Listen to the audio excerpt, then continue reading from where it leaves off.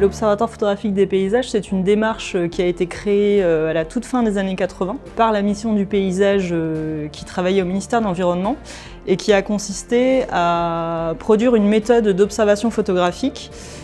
qui permettait sur un territoire donné d'observer le paysage, donc de faire un portrait de ce paysage de manière à pouvoir produire une analyse, produire un recul critique et aussi produire des éléments de compréhension qui permettent dans le projet de territoire d'agir en conséquence. Alors les observatoires photographiques à l'origine étaient mis en place directement par le ministère de l'Environnement. Aujourd'hui le ministère a plutôt un rôle de parrainage et les observatoires sont mis en place par des collectivités territoriales, donc des parcs naturels régionaux majoritairement, aussi des SCOT, donc des schémas de cohérence territoriale, et également par exemple des CAUE, donc des conseils architecture, urbanisme et environnement qui décident de mettre en place cet objet pour sensibiliser, informer les populations, mais aussi les aider à agir elles-mêmes dans les décisions prises dans le cadre des projets de territoire. Alors les observatoires peuvent permettre d'agir sur le territoire puisqu'ils proposent une représentation des paysages qui permet d'une part d'opérer une prise de conscience à rebond, on pourrait dire. Cette prise de conscience engage à modifier des comportements, voire à développer des projets qui permettent de protéger ou d'aménager le paysage dans le respect de ces différentes dimensions. Cependant, on peut observer des cas dans lesquels, par la prise de conscience que les observatoires ont pu amener, les opérations d'aménagement ont été infléchies ou modifiées pour pouvoir respecter telle ou telle dimension du paysage.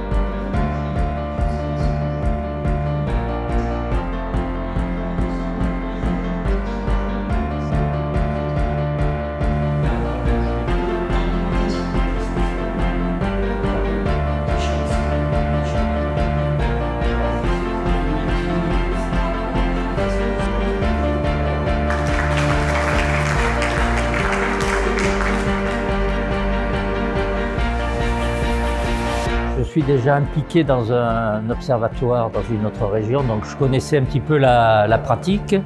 Donc j'ai été intéressé par la mise en perspective des travaux, surtout la méthodologie. Je réside dans une commune qui a mis en place un observatoire.